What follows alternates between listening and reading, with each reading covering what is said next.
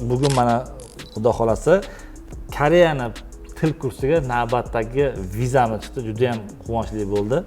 Avvalambor Muhammad Qodir tabriklayman viza bilan. Xudo xolasa yetib borib, bilim olib, xayrli ishlarga sarflang xudo xolasa.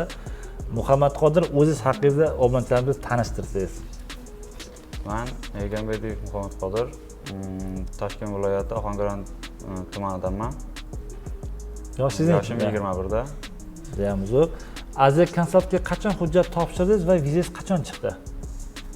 Aziya Konsult orqali 2024-yil oktyabr oyida viza topshirgandim til kursiga.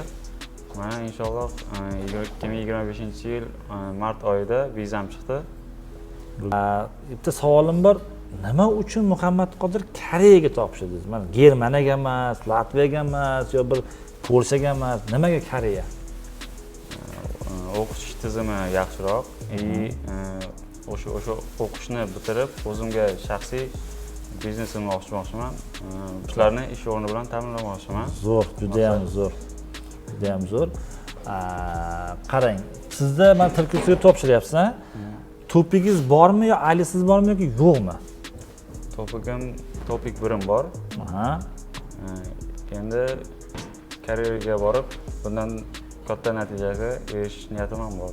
Demak, muhtaram do'stlar, til kursiga asli topik shart emas, lekin topik 1 bo'lsa bu zo'r, chunki sababi borganingizdan keyin ham faqat hayot o'qishdan iborat emas, ko'chada yurasiz, sayohatga chiqasiz, baribir suhbatlashishda bilib borishingizni tavsiya qilamiz biz do'stlar.